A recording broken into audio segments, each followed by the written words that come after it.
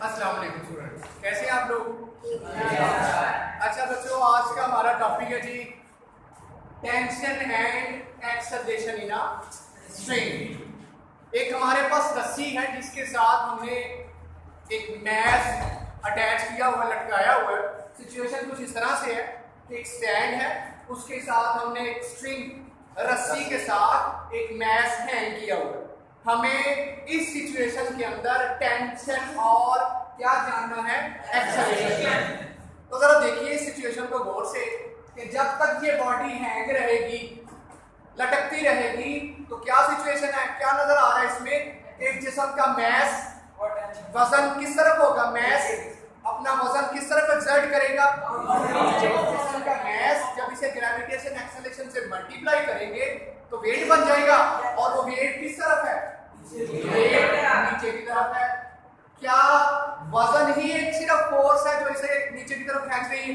No sir, एक और भी फोर्स है जो इसे ऊपर की तरफ उठाए हुए है। उस फोर्स का नाम क्या है, टेंशन। और उसकी सिमत किस तरफ है, ऊपर की तरफ। और वो किस चीज में है, स्ट्रिंग के अंदर, रस्सी के अंदर है।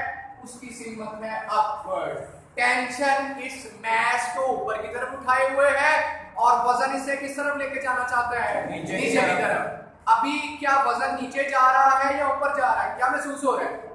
वजन नीचे जा रहा है। नीचे जा रहा है, यस सर। नजर आ रहा है जाते हुए? ऊपर जा रहा है नहीं, हवा में हैंग है। हवा में हैंग है, लटका हुआ है, तो इसका क्या मतलब है कि वजन नीचे और टेंशन ऊपर बराबर है। और जब दो चीजें बराबर हो तो एक दूसरे को क्या कर देती हैं, कैंसिल। तो वजन और टेंशन एक दूसरे को क्या कर रहे हैं, कैंसिल आउट कर रहे हैं। नेट फोर्स कितनी है इस वक्त, जीरो। वजन एक फोर्स थी जो नीचे की तरफ थी और टेंशन दूसरी फोर्स थी तो ऊपर की तरफ थी। इनकी मिकदार आपस में क्या थी, बराबर, इसलिए कि एक दूसरे को क्या कर देंगे, कैंसिल। और ये बॉडी आपको क्या महसूस होगी, इस स्टैंड के साथ, इस रस्सी के साथ हवा में लटकी हुई है। ये था जी टेंशन एंड एक्सेलरेशन। एक्सेलरेशन की सिमत इसे नीचे की तरफ लेके आना चाहती है, टेंशन इसे किस तरफ उठाए हुए है, ऊपर की तरफ। और क्योंकि इनकी मिकदारें, वजन और टेंशन की मिकदारें बराबर है, इस वजह से ना ये नीचे जा पा रही है ना ये ऊपर, इसलिए हवा में है। ये था टेंशन एंड एक्सेलरेशन का स्टेट। अब जो मेन टॉपिक है हमारा वो है vertical motion of two bodies attached to the ends of a string that passes over a frictionless pulley। आइए उसे डिटेल में देखते हैं।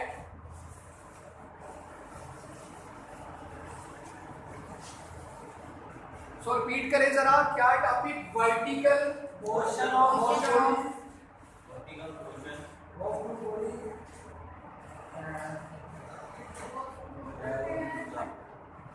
attached to the ends of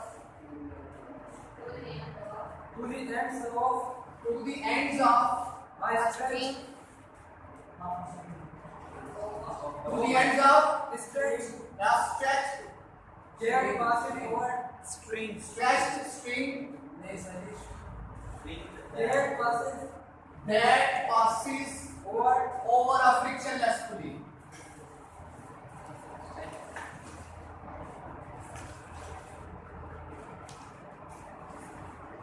तो ये जरा गौर से इस टॉपिक को समझिए। इस सिचुएशन में हमारे पास दो बॉडीज हैं, दो मैसेज हैं जिन्हें हमें रस्सी के साथ अटैच किया हुआ है। एक को एक सिरे के साथ, दूसरे को दूसरे सिरे के साथ। और वो रस्सी कहां से गुजर रही है, एक फ्रिक्शनलेस पुली के ऊपर से। फ्रिक्शनलेस पुली कौन सी है, एक ऐसी खास पुली जिसकी रगड़ की फोर्स, जिसकी रुकावटी फोर्स, जिसकी रोकने की फोर्स ना होने के बराबर है। जैसे किसी पुली को आयल लगा लिया जाए, गरारियों को आयल लगा लिया जाए, तो उसकी रुकावट, उसकी फ्रिक्शन, चैन साइकिल का हो, गाड़ी का हो, तो क्या लुब्रिकेट आयल नहीं लगाते उसे, ताकि उसकी फ्रिक्शन कम से कम हो जाए। इसी तरह से एक ऐसी पुली है जिसकी फ्रिक्शन क्या है, बहुत कम, और उसके ऊपर से क्या गुजारी है हमने, एक स्ट्रिंग रस्सी गुजारी है, और रस्सी के दोनों साइडों पे क्या लटकाया है हमने, ये है। तो इसकी डायग्राम बनाते हैं। डायग्राम कुछ इस तरह से है, एक फ्रिक्शनलेस पुली है,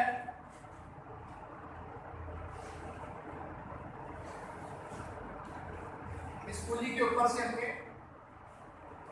दो मैसेज गुजारे हैं। मैसेज कैसे है कि एक मैश साइज में छोटा और दूसरा मैश साइज में बड़ा। तो हम जानते हैं जो बड़ा मैस होगा, जो मैस बड़ा होगा वो क्या करेगा, छोटे को ऊपर की तरफ खींचेगा, ऐसे ही है ना। बड़ा मैस नीचे की तरफ जाएगा और छोटा मैस ऊपर की तरफ। अब इन मैसेज के नाम है, क्या नाम है जी? इस मैस का नाम क्या है? ए। इस मैस का नाम क्या है? बी। इस मैस का मैस कितना है? इस बॉडी का मैस कितना है? m1। इसका मैस कितना है? m2। जो भी चीजें हमें नजर आ रही है वो लिख लेते हैं। अब इस बॉडी का एक्सेलरेशन किस तरफ है? किस तरफ जाना चाहिए? ज्यादा मैस होने की वजह से किस तरफ जाएगी? नीचे की तरफ। इसका मतलब इसका एक्सेलरेशन किस तरफ है? नीचे की तरफ। और ये बॉडी किस तरफ उठेगी? ऊपर की तरफ। तो इसका एक्सेलरेशन किस तरफ है? ऊपर की तरफ। अब टेंशन की बात कर लेते हैं। तो टेंशन एक ही रस्सी है, मुझे बताएं टेंशन की डायरेक्शन किस तरफ होती है? ऊपर की तरफ। यहाँ देखें तब भी अपवर्ड, यहाँ देखें तब भी अपवर्ड। टेंशन इसे रस्सी तनाव किस तरफ है? ऊपर की तरफ। यहाँ भी तनाव किस तरफ है? ऊपर की तरफ। तो ये कुछ चीजें। अब वजन की बात करते हैं। मैसेज तो हमने लिख ली है, वजन कैसे बनते हैं? जब मैस को किससे मल्टीप्लाई कर दिया जाए? ग्रेविटेशनल एक्सेलरेशन के साथ। तो इसका वजन कितना बनेगा? वेट क्या बनेगा इसका? W किसके बराबर होगा बेटे? m1 g। क्योंकि मैस इसका कितना है? m1 और g कांस्टेंट होता है। अब इसका वजन क्या बनेगा? m2g। क्योंकि इसका मैस कितना है? m2। ये कुछ चीजें हैं जिसे आप स्टोरी की शक्ल में लिख देंगे। Let's suppose we have two bodies, body A and body B. Body A having a mass of m1 and body B having mass m2। और क्या किया हमने? बॉडी A को रस्सी के एक सिरे से अटैच किया, दूसरे को दूसरे सिरे से अटैच किया। रस्सी कहां से गुजारी? फ्रिक्शनलेस पुली के ऊपर से।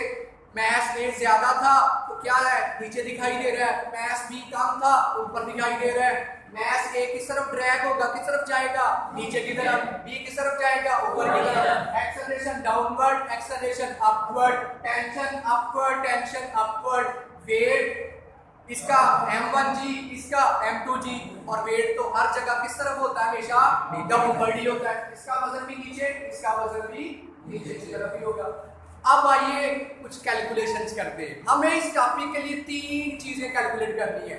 एक एक्सेलरेशन, दूसरा ग्रेविटेशन एक्सेलरेशन और तीसरा टेंशन। आइए उनके लिए कैलकुलेशन करते हैं। सबसे पहले हम किस बॉडी के लिए करेंगे?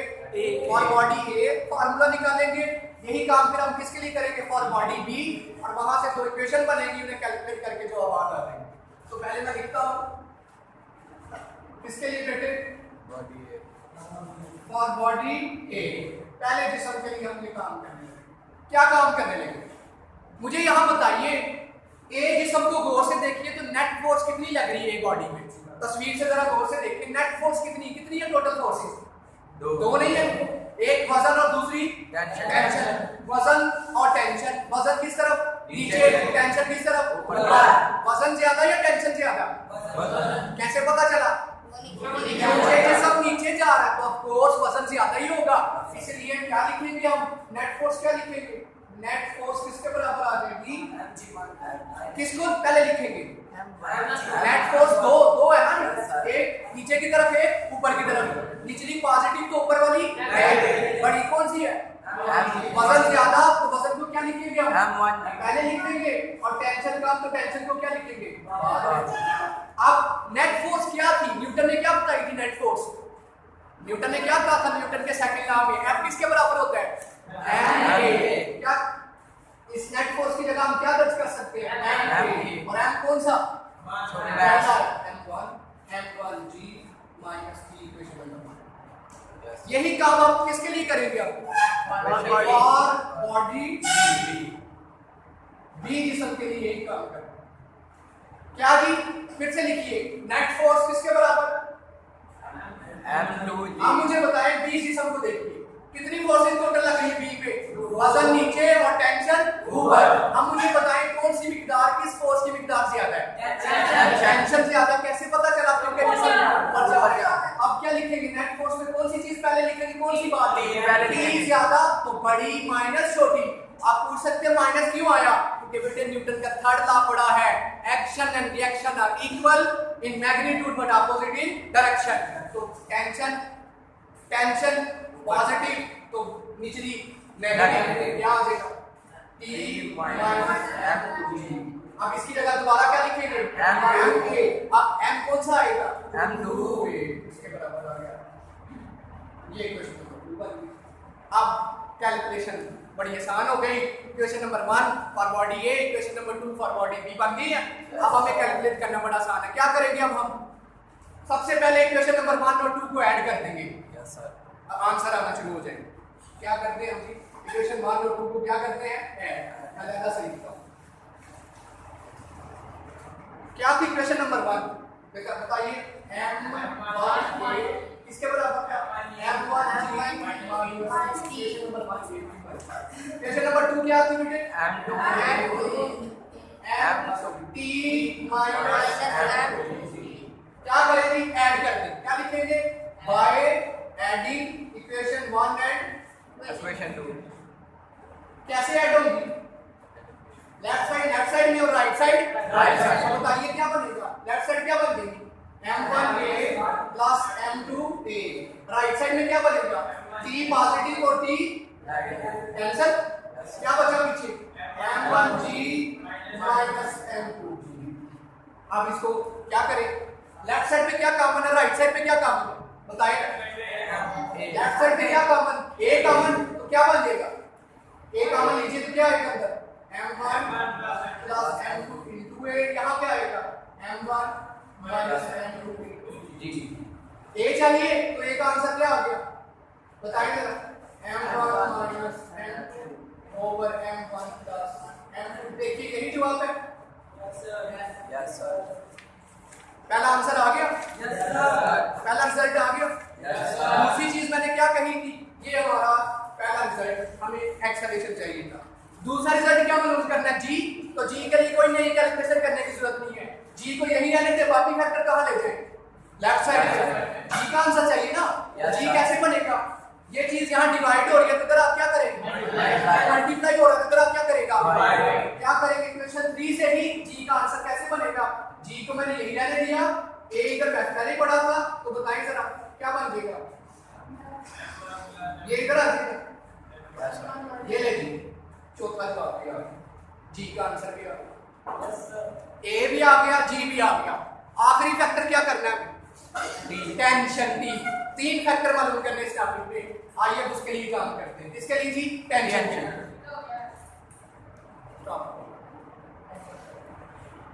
क्या कह रहे थे चल रही है तो टेंशन टी के लिए अब हम क्या करेंगे ये चल रही है टेंशन टी के लिए अब हम क्या करेंगे बेटे टेंशन टी के लिए हमें इक्वेशन 2 को किससे डिवाइड कर देना है 1 के साथ 2 को ऊपर रख के किससे डिवाइड कर देंगे 1 के साथ तो 1 2 की किससे जरूरत है बाकी सारा मैं रेज कर देता हूं क्या लिखेंगे फिर डिवाइडिंग 2 बाय 1. डिवाइडिंग Equation 2 पर 1. इक्वेशन 2. 2 बाय 1 क्या मतलब 2 को ऊपर रखिए और 1 को नीचे रखिए. लेफ्ट साइड से डिवाइड होगी और राइट साइड Right side से. बताइए लेफ्ट साइड से कुछ करता है Yes sir. क्या बचा लेफ्ट साइड पे M2 और M1. राइट साइड पे कटिंग नहीं हो सकती बेटे तो क्या होगा क्या बनेगा D. d minus m2g m1g minus t अब क्या करें t चाहिए तो t को सेपरेट करने का है कि ठीक है क्रॉस मल्टीप्लाई करें क्रॉस मल्टीप्लिकेशन आती है ना तो इधर आ जाएगा ये इधर तो क्या बनेगा m2 m1g माइनस t ये उधर चला जाएगा तो क्या बनेगा m1 t माइनस m2t खोलिए जरा इसे एक्सप्रेशन को खोलिए क्या बनेगा m1 m2t क्या आएगा m2t ये क्या बनेगा m1t माइनस m1t मुझे बताएं कि बराबर की दोनों तरफ कुछ चीजें सिमिलर हैं मिलती जुलती हैं जरा देखिए t सिर्फ 2 में रह गया जिन जिन में t है उन्हें क्या कर लेते हैं हम अलहदा बाकी कीमतों को क्या कर लेते हैं अलहदा तो क्या बनेगा जी बताइए यहीं से क्या बनेगा ये उधर चला जाएगा और ये इधर आ जाएगा. तो क्या बनेगा रिजल्ट क्या आ गया क्या बनेगा m1 m2g वहां से क्या ले आए इस तरफ m1 m2g यहां से क्या भेज दे उधर t वाला पहले वहां पे क्या था, वाई यहां से क्या जाएगा, बताइए जरा क्या कॉमन आएगा यहां से, क्या कॉमन है, ये दोनों सेम चीजें नहीं, Yes. x प्लस x तो क्या बन जाएगा ये 2m1 m2g और राइट साइड पे क्या कॉमन आ जाएगा t, तो अंदर क्या बनेगा t चाहिए, तो t किसके बराबर, ये चीज इधर आप क्या कर देंगे डिवाइड, तो आंसर आ गया। ये है जी आंसर, इसे सीधा करके लिख लें, ये है जी आपका इस चीज का रिजल्ट 10। तो 3 हमने रिजल्ट कैलकुलेट किए, 3 हमने रिजल्ट कैलकुलेट किए। यहां देखिए जी 2m1 m2g, ठीक है, प्लस, सॉरी ये प्लस हो गया, ये प्लस, ठीक है, ये है जी आपका रिजल्ट। ये रिजल्ट क्या एक्सप्लेन कर रहा था, 3 फैक्टर हमने निकाले, एक एक्सेलरेशन, दूसरा ग्रेविटेशन एक्सेलरेशन और तीसरा टेंशन। ये 3 रिजल्ट्स हैं किस चीज के, ये 3 रिजल्ट्स हमने कैलकुलेट कर लिए, किसके जी, किस चीज के हैं, ग्रेविटेशन एक्सेलरेशन, आर्म एक्सेलरेशन और टेंशन। ठीक है जी, उम्मीद करते हैं आपको समझ आई होगी। आज के लिए इतना ही, ओके जी।